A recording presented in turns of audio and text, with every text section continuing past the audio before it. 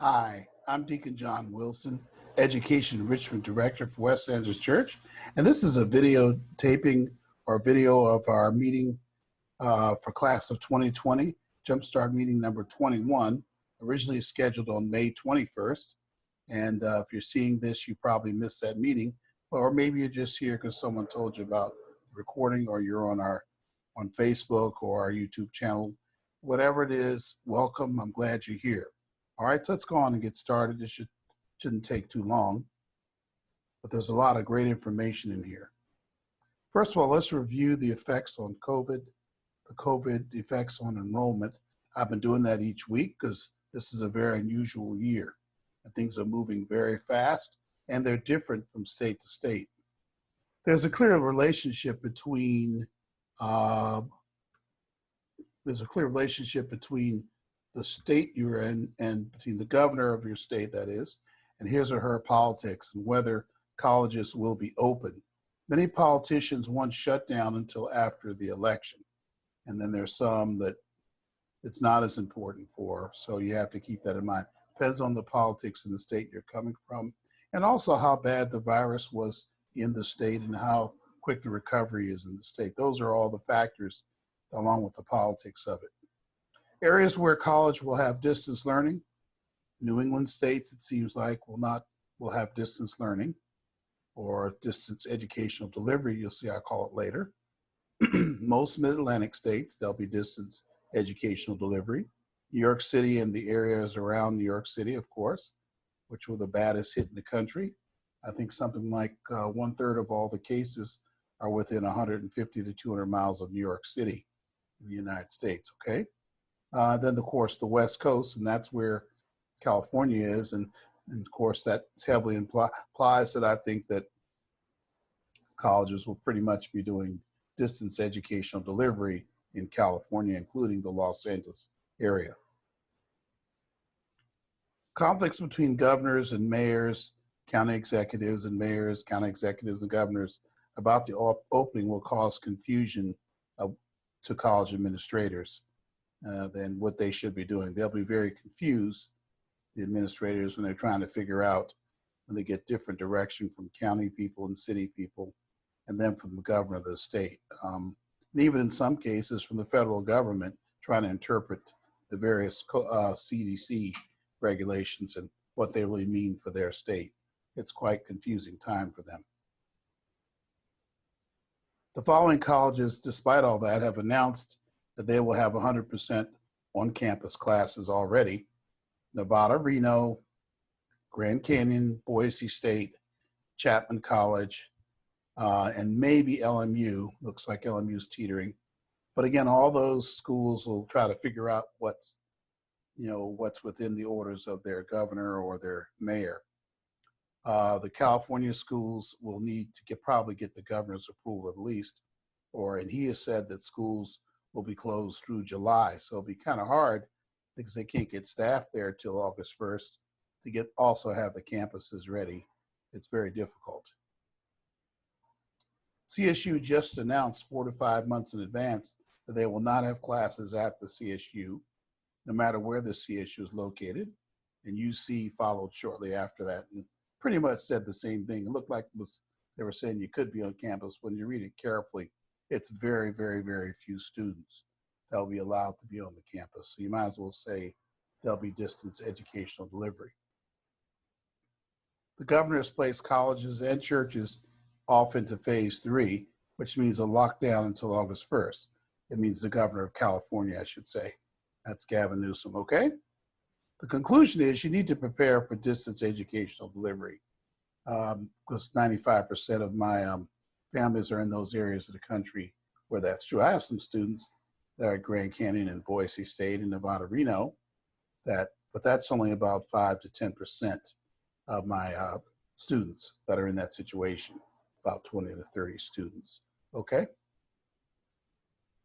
Questions for your orientation. So your orientation is going to be online, and I'm going to need you to ask some questions about the distance educational delivery at the schools, because now all of a sudden the quality of those programs, as many of you have learned, having your students home now from high school, that it depends a lot. The quality of the online learning is going to be the question. You had some teachers that were there every day for the students, others that weren't, others that just put work online and have them do it, and then they'll turn their work and get a grade, but no real teacher interaction in some cases, okay? And I would say even most cases, if you talk to your student, they're not getting that interaction unless it's a private high school or middle school, okay? So you have some questions you should be asking. For example, you should ask your colleges, are the online classes synchronous or asynchronous or both? Let me tell you what asynchronous and synchronous means. Synchronous means that it's scheduled at a certain time or times, and that's where a live professor is teaching, and that's where you get taught. Asynchronous means that we'll be using videotapes of instruction or videotapes of drills and things like that, but not the actual human being teacher there to answer particular questions. You could see combinations of both, but you need to know that as a consumer. Is it going to be synchronous, asynchronous, or student will just have choices between the two? Is it at a specified time the class is, or times, or is it any time you want to go and there's just a video there, okay? Please ask that question in orientation. Also ask them, is your program taught in person, or is there going to be an online platform like Zoom? Or is it just going to be, you know, go over here and get your work and do it? It becomes independent study then, not really distance learning with the teacher. So ask about that. Will the classes be the same cost as the on-campus courses? And probably so, but it's good for them to hear that question being asked. There are some lawsuits that are coming up that are already entered right now by students in CSU, ironically, to attempt to get that distinction made by a judge that on-campus courses are worth more than online courses, and therefore there should not be a cost difference. So we'll see what comes out of that. But I don't think anything will come out of it. I think it'll be, you know, a long, long time, and it won't affect this situation. Are you training your traditional teachers to do online teaching? That's another good question to ask the school. Are your traditional teachers getting training to do online teaching? Because a traditional teacher may be terrible online, may not know how to relate to the students at all. So keep that in mind. Have you invested more dollars in your online programs, or will they be delivered just like they were last semester? I can tell you, in most C schools, I heard from students that these online deliveries were not that good. They didn't expect it to happen, and it showed in the quality of the class. I don't tend to give colleges a break on this. I feel like they're world-class educational institutions. They should have, and a lot of them have online classes already that are very good. They should have known right away to get those right people in their campuses involved in making that a success. So the question is, have they figured that out? Are they investing more dollars in the online programs, or will they be delivered just like they were last semester? Please ask that question in orientation. Do I have to prepay for fees, room and board for the second semester? No, do I have to pay the room and board early to get it for the second semester? Is a very good question. And you should ask that question at orientation, all right? I hope these different questions for orientation make sense, that you'll actually use these questions, and maybe you'll come here and tell us how it all went. Summer academic preparation. Taking 2 to 3 summer classes is a great idea for a rising college student. Pre-med or health science student should take 2 classes, and including 1 should be biology. This is a very difficult course for first-year students. Well, that's sure true. Take it again in the fall online. Okay, remember the school's going to be online, and so you could take, you could take a class now. It'll still be online, and it'll work out just fine for you. They'll be able to get experience doing biology, so they're not surprised by the terminologies and how rigorous the class is. Engineering, business, computer science, take 2 classes. 1 should be a math class at a two-year college, or from a 2-year college. We should say from a 2-year college, because they'll all be online this semester, as I explained a minute ago. College math prep in our 2020 Summer Bridge program for students who are weak in math. If you're a student and you know, or your parent, you know your student has always been weak in math, just about every college is going to require him to take a year of math. to demonstrate some level of proficiency. You know, if you think your student's not going to be ready, I should also say sometimes students are taking science majors where they're going to need to go and get in math eventually all the way up to pre-calculus. Well, the real problem there is if they never get out of the first stage, they could actually be stopped out of school. So you want them to get strong in math this summer, but maybe you're doing 2 other classes. You're not going to do a math class in the summer at the from two-year college. Well, we offer a summer bridge college math class, and I am the teacher. I made the curriculum. I'm just excited. I'm going to have about 8 students in that class, hopefully all seniors who are rising to college. I already have 4 or 5 of the students for that class, and I just need to get 3 or 4 more students in that class. Just go to we'll show you at the end, but www.westa-eep.org. Go there and click on the banner for the summer program and sign up for the college math prep class. All right, I'll show you how to do that at the end of this session. We still have openings for the trade tech classes that we're offering for credit. They're exclusively offered to West Angeles program students. We're actually full, but I can take a couple more. Hurry up, email Christina Martinez at cmartinez.eep@gmail.com.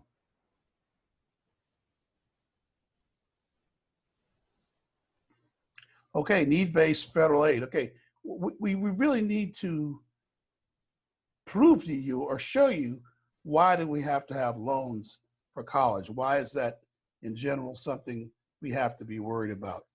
What's going on with there? Why do we have federal loans? Okay, so let's take a look at this.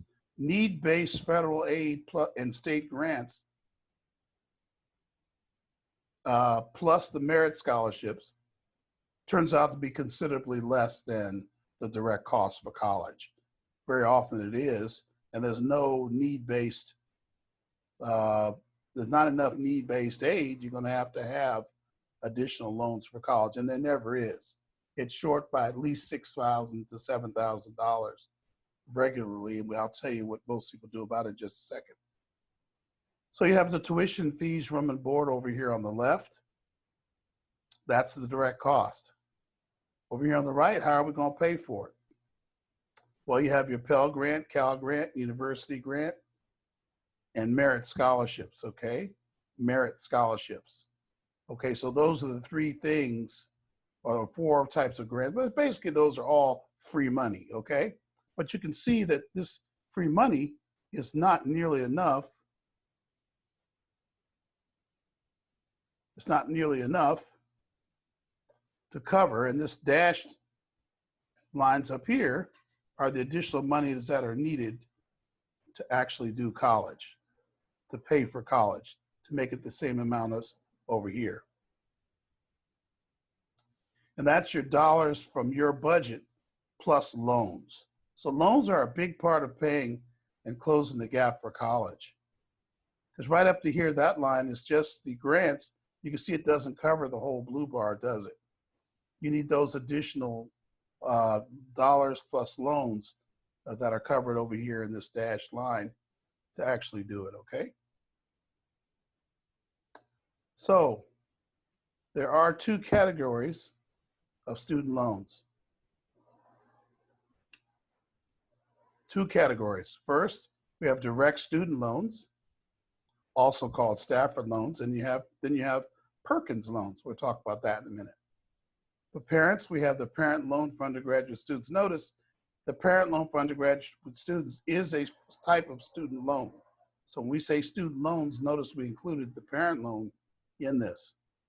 And I say something about Perkins loans over here, but I wanted to say there's no such thing as parent Perkins loans, okay? There is no parent Perkins loan. It's just the parent loan for undergraduate students, also called the PLUS loan. On the PLUS loan, there's no loan forgiveness, and there is going to be a consumer credit check. So you could be turned down for the PLUS. As I said on the page before, you could really need it to pay for college, but you can be turned down for it.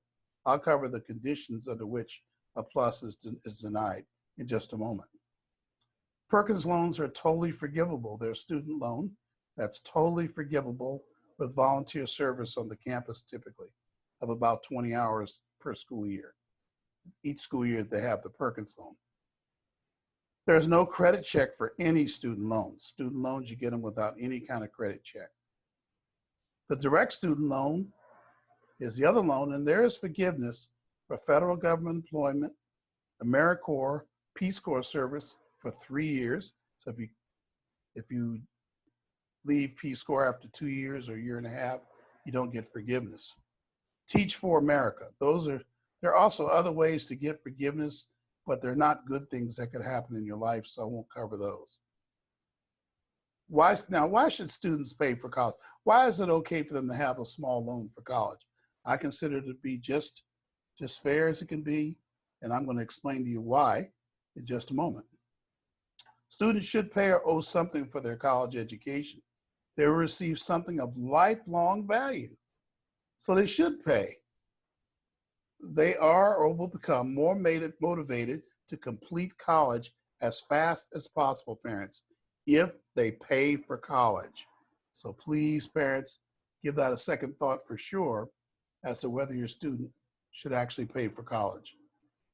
Okay? All right. Many times parents regret their own student loans and do not want their youth to have any loans. Yes, you can pay their loans or pay the additional cost for college, but it's up to you. You don't have to. The monthly payment is manageable if students plan a sustainable career independent of the major. And I'll talk about that next meeting. A life plan is needed to allow loans to be repaid. They need a life plan, not just I'm going to college for fun. There has to be a plan to start a career, and then that career yields a job that will help them pay for their college loans. Let's talk about some other loan facts.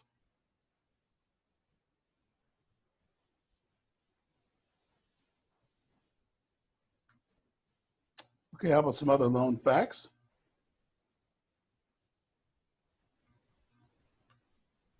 Interest rates for student loans. The direct student loan is 2.75% for Perkins Loan 2. Parent loans are 4.53%. These were just lowered to these levels under the CARES Act, and we think they're going to remain that way probably from here on. The maximum loan lengths for direct student loans, it's 7 years maximum. For a plus loan, it's 10 years maximum. Everything you see here is based on those lengths. So if you shorten those lengths, you might increase your payments, but you get out of it sooner and you pay less interest. Extensions are possible. You can extend these years, but the costs dramatically increase on the loan. Like if you lose your job temporarily, okay, right, you might suspend your loan. You're making it longer, but you're paying more interest. How about the monthly payments for loans?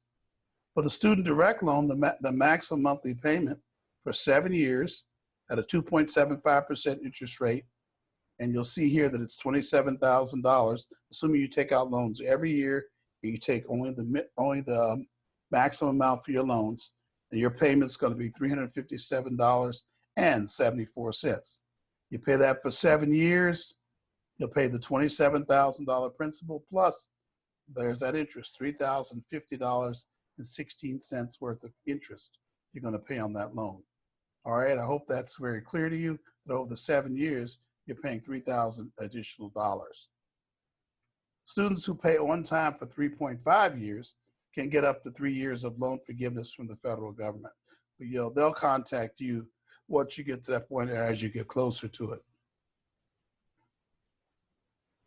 Okay. First of all, there are two types of student loans. First, we have subsidized loans. And that means that the interest is paid by the feds while the student is in college. Interest does accrue 6 months after the student begins to accrue, 6 months after the student leaves college. So if a student goes to school for 2 years, gets in trouble in the third year, has to leave school, they owe for 2.5 years of loans 6 months after they leave college. Of course, if you graduate, we know it's no problem. You owe the loans after graduation. The first year loan is going to be $3,500, subsidized loan. The second year of the subsidized loan is going to be $4,500. The third and fourth year is going to be $5,500. So that makes a maximum subsidized loan, if you add those up, of $19,000. All right? Unsubsidized loans are $2,000 each year for up to 5 years, plus 2 additional $4,000 per year that the plus is rejected. If your parent's loan is turned down, you get an additional $4,000 of unsubsidized loans, okay? The maximum subsidized loans, when you add all that up, is $22,000. So if you get all unsubsidized loans and the plus loans were turned down each of the 4 semesters, 4 years that you're in college, you'd have $22,000 in unsubsidized loan plus $19,000, remember, in subsidized, or about $41,000 in student loans. But that's extremely rare. The average student loan as of yesterday, or 2 days ago when I looked, is $23,000. That's the average student loan, $23,000. And you'll find, you remember earlier, that's about $357 a month for 7 years, or $400 a month if you want to do it in 5.5 years. Okay, so you can see the loan, the monthly payment for that loan actually is quite manageable. And you might find yourself able to take care of that out of your first job. But actually, we'll have some budgets I'll show you where the student is making $35,000 a year, can easily make that payment and more actually, and get it paid sooner, and will eat just well and be able to pay $1,200–1,300 a month in rent. So that's a good amount to shoot for your first job, $35,000. Here's a typical 4-year WestA EEP student. I included 3.5 because quite a few of my students finish college at 3.5 years. You can see on these loans what we're looking at, right? Okay.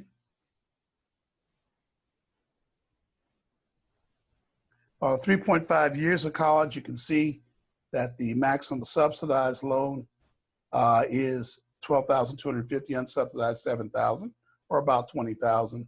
And for 4 years of college, you can see that it's $14,000 plus $8,000, or about $2,000 in loans, $22,000 in loans. So you can see that $20,000 to $23,000, $22,000 is about where most students end up after they leave college.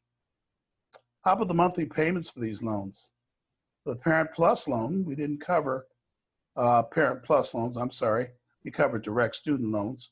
It's a 4.53% interest rate for 10 years, 120 months. It's a $474.62 payment. And this assumed principal of $45,000, which is about what you would have maximum for a CSU. You can go, I've seen them as low as parent loans of $26,000, $25,000, even for 4 years of CSU. But this is the worst case, could be $45,000. And then you got to pay $11,954.40 over 10 years of interest. So really you're paying $56,000 when you borrow, well over 50, almost $57,000 when you borrow $45,000. Okay? There's currently no forgiveness for parent loans. That's the plus loan. Here are 2 tables for you that you can consult. You see the left-hand table we have here is for direct student loans. There's the table for it. Goes well below the $40,000. Usually going to be right around here, students. There's that $278 a month. At 26, there's your $350 a month that you're paying. I think I have 27 on the other page. Okay? So there's your monthly charge, monthly payments over 7 years, 84 months. Parents, yours are over here. So if you end up owing $174,000 in parent loans, which is about $40,000 a year, parents, you'll pay $1,835.20 per month for 10 years on a payment of $474.62. So if you can pay a little more, you can make it happen sooner. If you can pay $700 or $800 a month, you can knock this loan out of the way in about 4 years. I figured that out before, maybe even 3 years, okay? But that is a debt you're gonna have as a parent, and it's coming at a time where you're getting ready to retire. So it's not that easy to make those payments. By the way, this chart here was updated for the CARES and COVID Act that was done about a month ago by Congress, and these interest rates were adjusted downward, okay? I think I showed charts earlier with higher interest rates. That's why I'm bringing that up. How do I activate my student direct loan? All right, well, 2 steps. You want to complete the student loan counseling. You want to complete the promissory note. You want to go to www.studentloans.gov. You want to log in with your FAFSA usernames and passwords for both the student loans and the parent loan. And you want to click I am preparing for college. You want to first complete the loan entrance counseling. Then you want to complete the promissory note. Both are very, let's see, the loan entrance counseling is very tedious. It will take you about an hour to do. The promissory note you can do in about 10 minutes. And I need students to do these right away, by the way. You really want to do that. Get it out of the way because the colleges are needing that money to start preparing the campus for your student next semester. They'll claim that they don't know they're not going to enroll your student. So you want to get that done so you have no problem with registering for classes. What's the results of direct loan activation? The counseling results and the promissory note are sent to the college or university. You get a copy of the promissory note to your email box too, but they get it. They need to see you signed it. The college or university receives dollars from the feds. It should be receives, not received. This is actually present tense, so get those dollars from the feds. You never even see the loan monies. They go directly to the college. You receive the promissory note in your email, though. The loan provider then sends you correspondence on how to make payments each quarter, but it's deferred. You don't have to make payments till you leave college, or you can make payments while you're in college and reduce the principal for when you leave. You'll be quicker paying off your loan if you can make some kind of payment while you're in school. Okay, let's talk about payment alternatives to the PLUS loan before we get into that. Do I have to do a PLUS loan or any other alternatives? Well, I did a session 2 weeks ago where I talked about these things. So I'm going to go over them again here. You could take a loan against a 401k, a 403b, or your deferred 457, that should be for plan. If you have some kind of, if you're a city worker or a state worker, you have a deferred plan.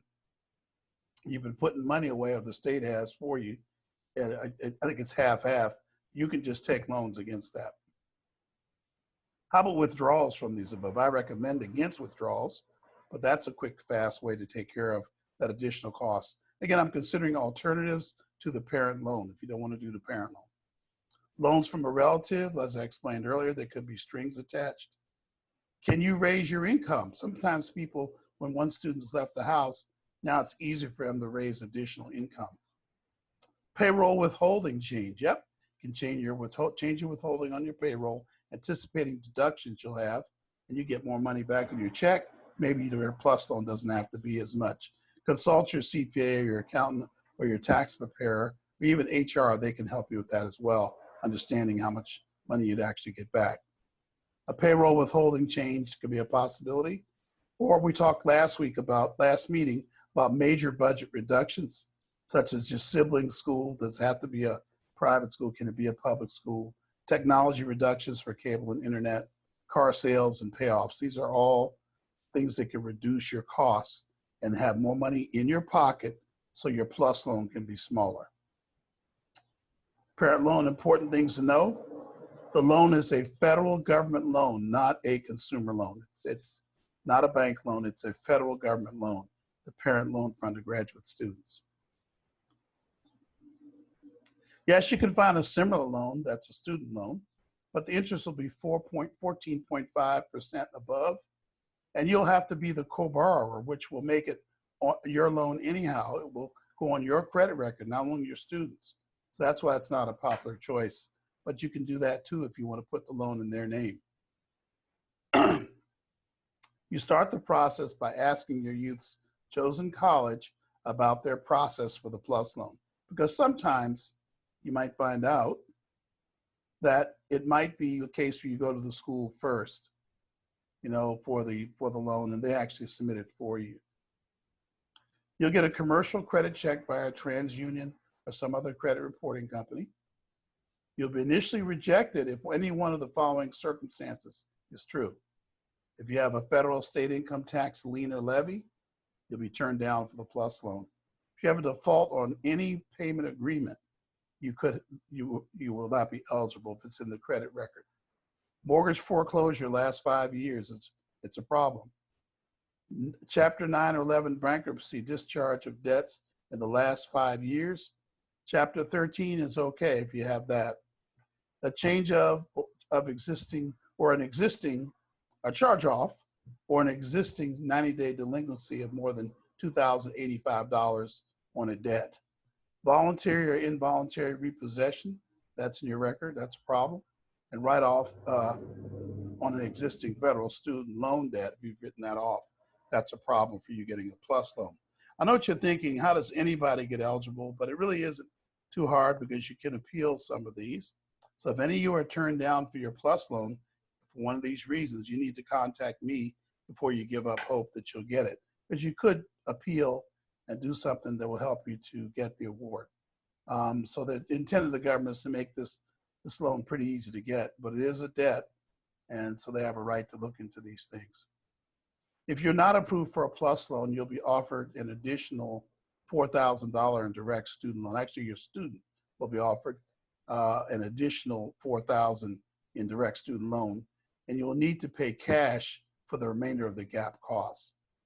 So that's quite a repercussion there. It sometimes causes people to not send their students to college because the PLUS loan was not approved and they can't afford to pay cash.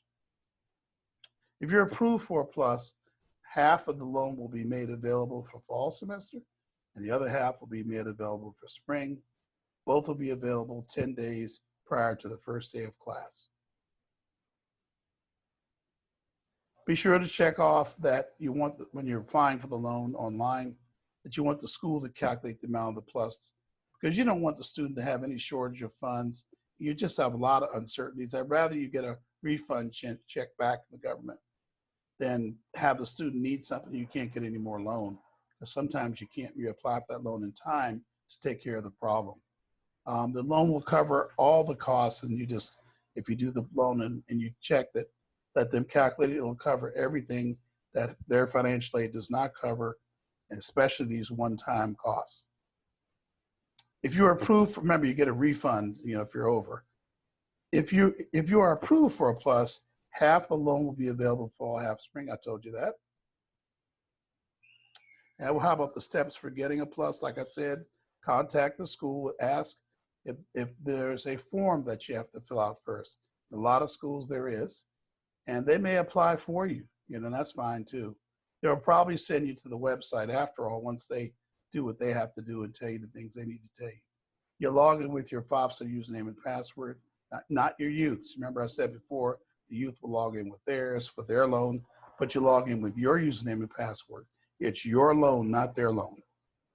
Look for apply for PLUS, click and follow all the steps. Click that you want the school to determine the amount of the PLUS. I just told you that before, telling you again.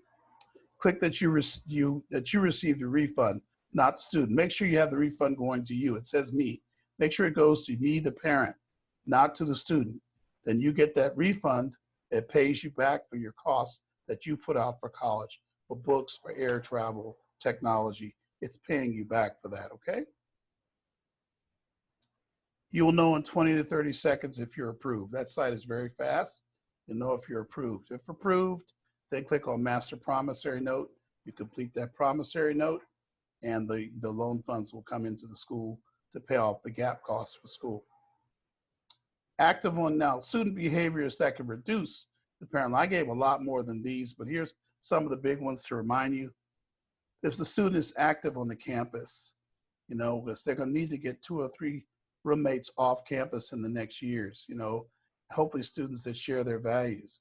So they want to meet people. They got to meet people and be active on the campus. It's the only way I know to meet people. You can save a lot of money, 30 to 50% parents can save in costs if they have roommates. Be sure that one major is related to a career, because you want to be paying off your loans when you leave college. You want to be able to get a career that you can help your parents pay that PLUS maybe, okay?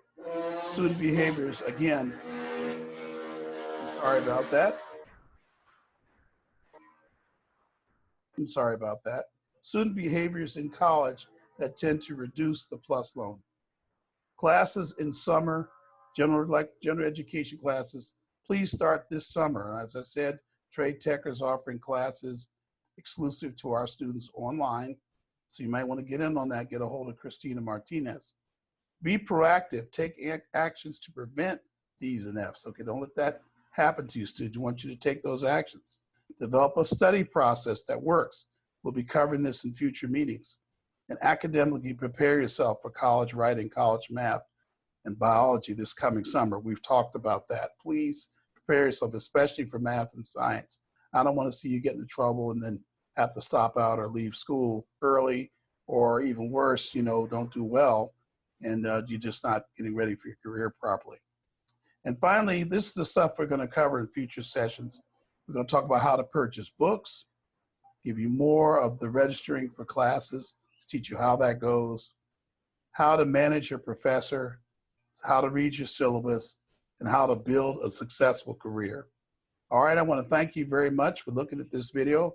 I hope it's going to help you and help your student parents in the proper enrollment and for college and setting up those loans. Don't forget, go out there to studentloans.gov, set those loans up and start on it now. Don't let that pile up as something you've not done.